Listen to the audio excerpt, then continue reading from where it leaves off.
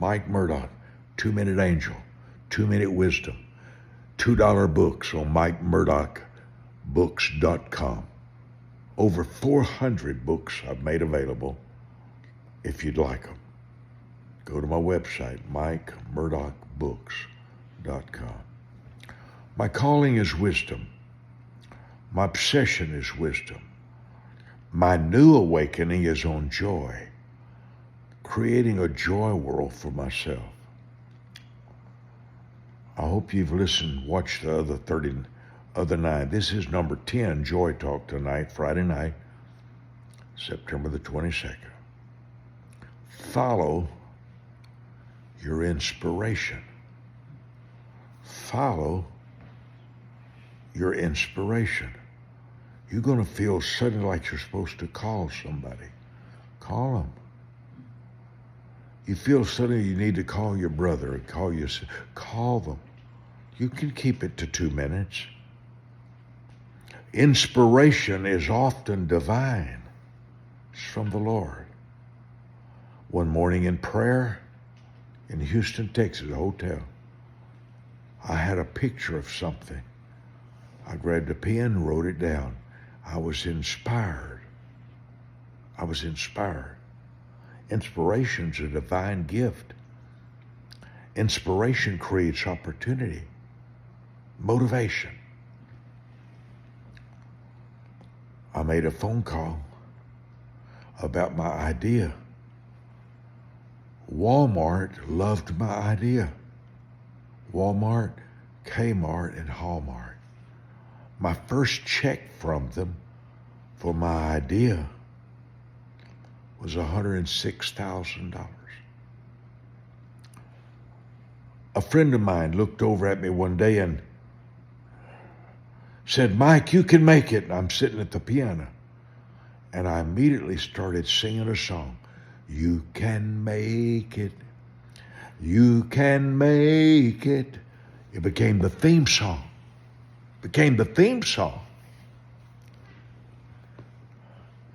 For a great television ministry. I made hundreds of thousands of dollars. On a Sunday night, people were crying around an altar in a little town in Texas. And I wrote that song. I sat at the piano and I felt inspired. Mercy rewrote my life. Mercy rewrote my life. Guess who put it in his movie? Mick Jagger. Mick Jagger, the most famous rock and roll star on the earth.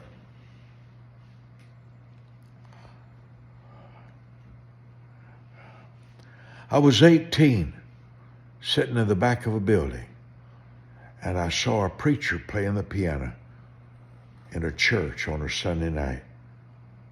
And everybody, about 1,000 people were praying around, kneeling everywhere.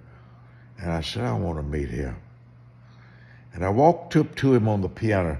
He was playing the piano, singing during the altar call. Famous. He was preaching most biggest churches in the world. And I looked at him, he smiled at me and nodded. I said, I play the piano a lot like you. He said, we like it, don't we? He became a close friend. I spent nights at his home. His name was Jimmy Swaggart. Jimmy Swaggart. I'm in Nigeria. A preacher calls me.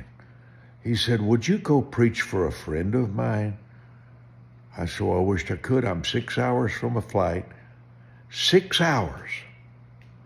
I fly back home. I'm sorry. Tell him next time I come to Nigeria, I'll preach for him. And he made one statement. He's really a man worth knowing. Whew. Hold it, wait. He's really a man, Brother Mike, worth knowing. I said, okay. The willingness to adapt to a request is electrifying. If you can adapt, like Joseph shaving his beard because the Egyptians hated beards, so he adapted. He adapted. If you can't recognize an opportunity, you'll be poor the rest of your life. You'll be broke. A problem is golden on the earth. There weren't problems, you wouldn't have a paycheck. Problems guarantee credibility. Problems reveal your difference from others. And he said that to me. Brother Mike, he's really a man worth knowing. I chartered a plane and went to preach for him. There were 35,000 people that day there. And on the way back to the plane, he hands me a bag of money. A paper bag. Wasn't a check. Wasn't presented fancy. He just handed me a bag of money and said, your preaching for me has been a dream come true. I got on the plane. It was $40,000 cash in $100 bills. You with me? One more time. A man that was not a Christian came to me. Didn't really know it, but he said, I know you speak at conferences. I have 2,000 leaders. Would you come speak? I said, I'll be thrilled to. He said, how much do you charge? I said, I've never charged a nickel for teaching and speaking in all over the world. I've never asked for one nickel for somebody to pay me. I sow my seed. God gives me the harvest. When I got through speaking for him, Atlanta, Georgia, 2,000 people stood and they clapped for me. When I walked off the platform, he says, he's crying. He said, I've never done this before. And he pulls off his $26,000 Rolex and gives it to me. A $26,000 Rolex for speaking for 1 hour. 2 weeks later, I opened my mail, and he says, you changed my whole business. I cannot thank you enough.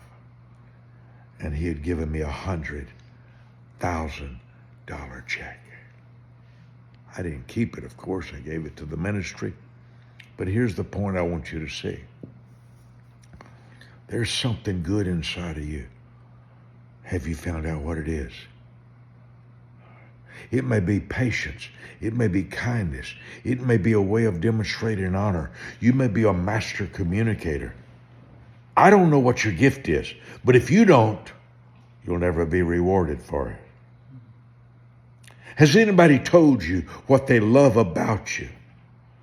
You build your life around the genius that God's put inside you. Father, I'm so stirred for these 10 or 11 little videos I call Joy Talks. Lord, I ask you to bless my friend willing to listen, because the greatest gift on earth in a human is the willingness to listen. Proverbs 1, verse 5. The richest man who ever lived in the last 6,000 years was Solomon. And Solomon said the first sign of wisdom is the willingness to listen. The number one quality, the number one success quality in a person is their willingness to listen. Because what you don't hear, you will never know. What you don't hear, you will never know. And what you don't hear twice, you will never remember. Mike Murdock, thank you for the Joy Talk.